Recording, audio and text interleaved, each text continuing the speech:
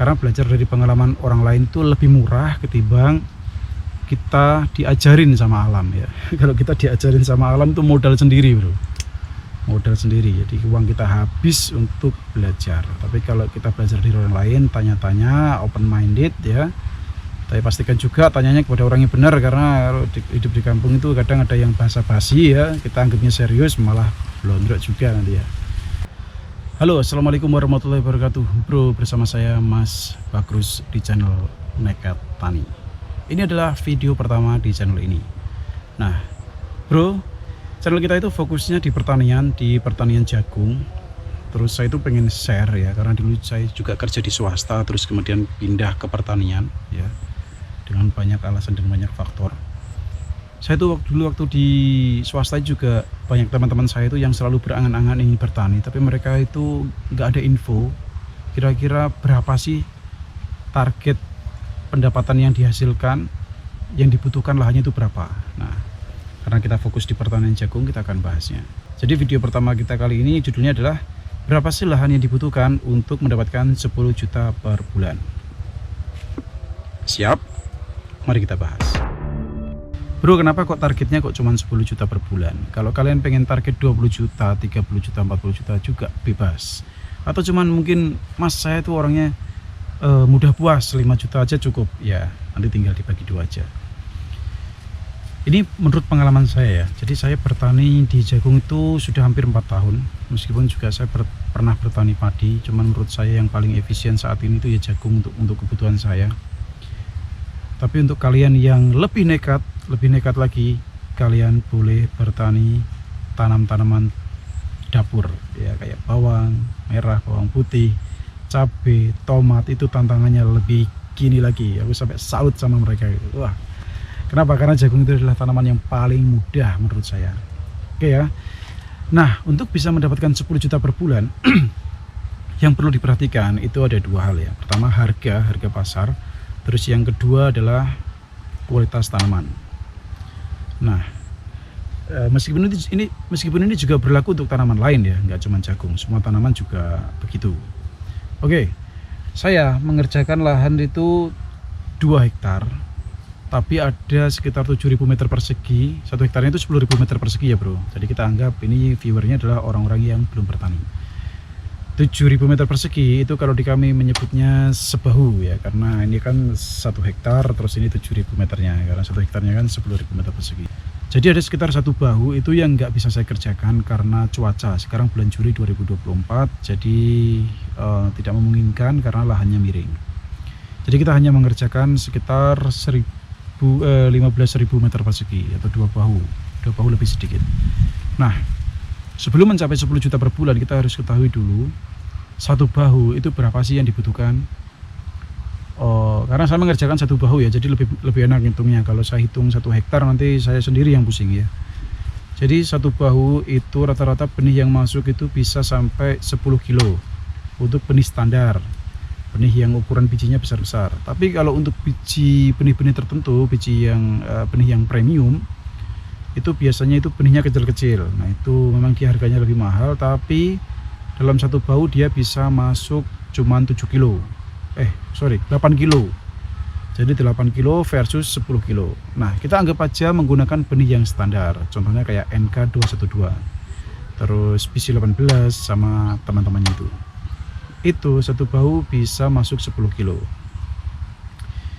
Harga, kita bicara harga karena yang berpengaruh adalah harga yang diharapkan petani jagung itu sebenarnya di atas 4.000 turun giling ya, bukan harga kering. Harga kering bisa selisih sekitar 20%. Harga 20% lebih mahal ya.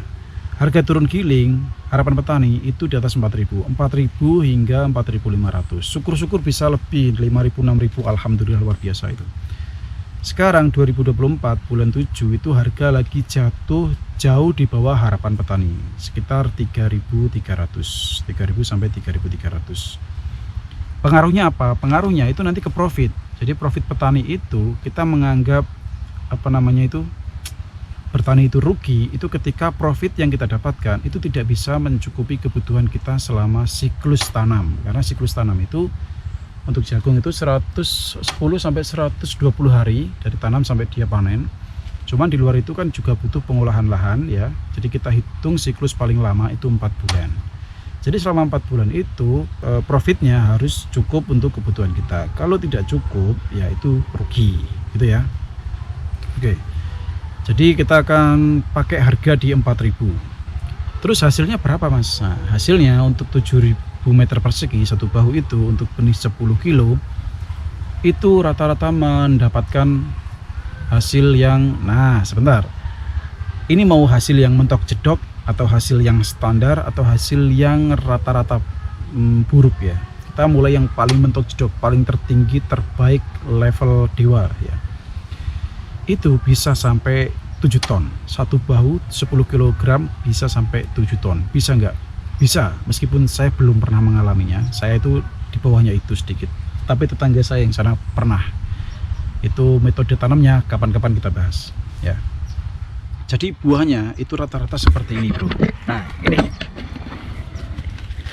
ini segini. Nah, besar ini. Ini umur 70 hari nanti bisa tumbuh lagi nih. Nah, dan gini, satu batang 2. Ini sangat ideal mentok jedok. Kalau misal kok seluruh jagung sampean begini semua, rata-rata 70% begini semua, bisa dipastikan 7 ton tembus.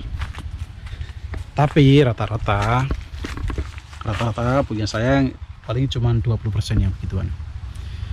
Oke, 7 ton kita kalikan dengan 4.000 ya, berarti 28 juta. 28 juta kita kurangin biaya produksi. Biaya produksinya rata-rata sebenarnya sekitar 7 juta per bahu. Tapi karena untuk mendapatkan mentok jedok itu biasanya butuh produksi, butuh modal ekstra. Biasanya sih selisih 2 jutaan ya, mungkin 9 juta lah. Kita hitung 9 juta. Pupuk ekstra, terus kemudian pupuk daun ekstra, terus perlakuan ekstra untuk bisa mendapatkan yang kita inginkan, 9 juta. 28 juta kita kurangin 9 juta, sisa 19 juta. Apakah itu sudah net? Kalau Anda muslim belum net, Anda perlu zakat dulu ya. Zakat dulu wajib gitu kalau pengen rezekimu berkah ya. Oke, berarti sisa berapa? 18 juta. 18 juta kita bagi dengan siklus tanam 4 bulan, berarti ya 4,5 juta. Targetnya kan 10 juta, berarti kita perlu kali 2 plus sedikit, mungkin butuh 16.000 meter persegi atau 1,6 hektar dengan catatan harga ideal 4.000 dan hasil tanam mentok jedok, mentok paling atas level dewa tertinggi. Mungkin video ini ada yang nonton petani yang pernah sampai 7 ton, coba sampean komen di bawah Mas, kasih saran buat teman-teman yang mau bertani, kasih motivasi ya, biar bertani juga. Tapi nanti saingan kita jadi banyak, harga jadi turun, nggak masalah buat saya ya. Yang penting saya bisa share pengalaman. Oke, terus kondisi lain ada saatnya itu kondisi standar tadi yang tak bilang itu. Jadi paling bawah standar mentok jedok. Standarnya satu bahu itu bisa 5 sampai 6 ton. Itu wes bagus lah. 5-6 ton itu standar. 5, anggap aja 5 ton lah. 5 ton perlakuan standar umumnya yang dilakukan petani jagung ya. Nah, itu 5 ton kita kalikan 4.000 berarti 20 juta. 20 juta kita kurangin modal 7 juta ya, karena kita perlakuan standar. Jadi tinggal 13 juta. 13 juta kita kurangin zakat 1 juta, tinggal 12 juta. 12 juta kita kurangin siklus tanam, kita bagi siklus tanam 4 bulan, tinggal berapa itu? 3 juta. Untuk mencapai 10 juta maka kalian butuh 7.000 meter persegi dikali 3, berarti 21.000 meter persegi. Dan perlu tambah sedikit, mungkin 23.000 meter persegi, 2,3 hektar untuk hasil jagung yang standar. Mahal ya? Mahal gak sih? Mahal bro. Kalau di Jawa Timur ini lahan satu bahu, anggap aja 1 hektar lah. Lahan 1 hektar di Jawa Timur itu harganya berkisar 700 juta sampai 1, sekian tergantung tempat ya. Kalau dekat sama kota besar pasti lebih mahal. Kalau jauh dari kota-kota besar ya murah. Ini sekarang saya posisi di Tuban. di Jawa Timur, tapi sisi selatan. Dan lahan saya ini adalah lahan persawahan sebenarnya, bukan lahan khusus untuk perjagungan tanah persil, bukan. Nah, harga di sini itu untuk rata-rata di sini ukuran sawahnya bahuan ya bro. Jarang yang punya 1 hektar dibentuk ukuran 1 hektar, jarang. Rata-rata 1 bahu, rata-rata 1 bahu itu 500 juta. Jadi kalau 1 hektar itu ya tadi itu 700 juta, dengan catatan dia tanahnya bagus ya. Kalau musim hujan dia bisa dikeringkan, kalau musim panas dia bisa diairi, ada pengairan, itu harganya segitu. Jadi dia bisa 3 kali tanam ya, dalam 1 tahun bisa 3 kali siklus tanam.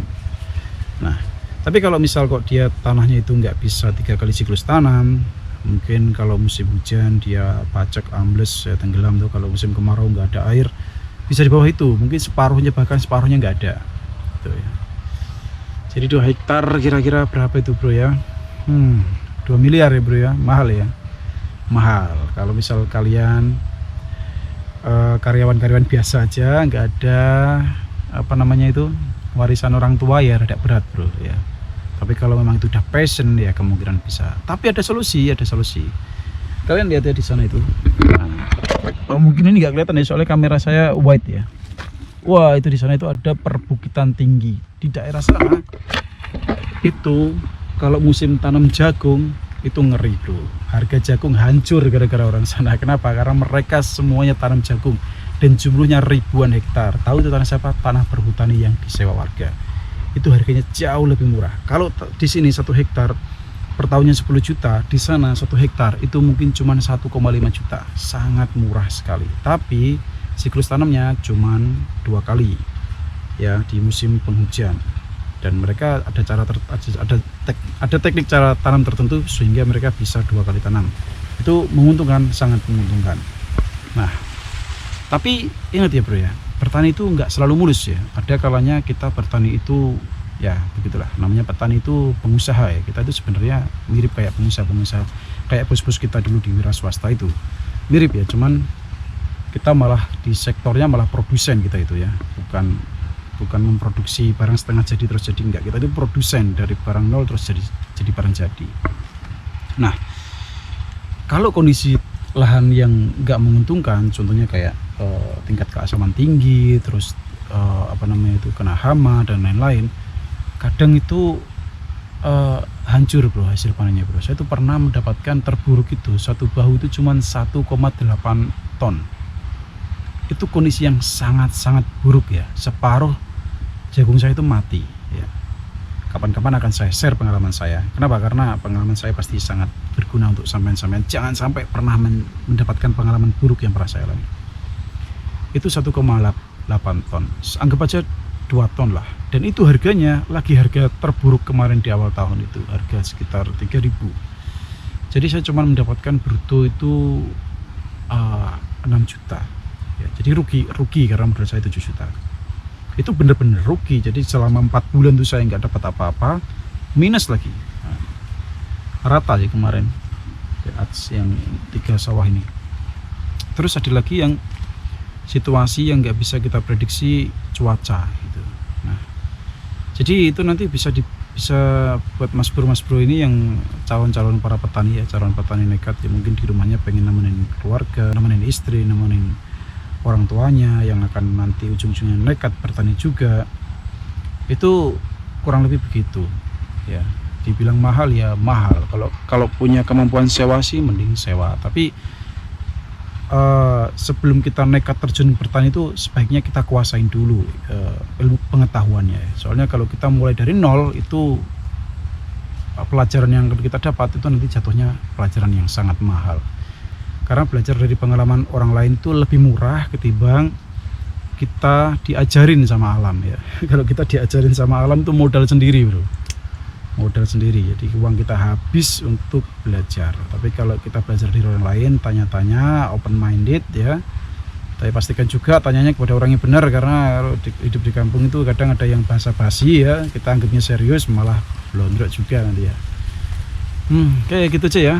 Mahal ya, 2 hektar ya rata-rata ya, mungkin 3 hektar juga ya. Kalau tumbuhannya kurang bagus untuk mendapatkan 10 juta.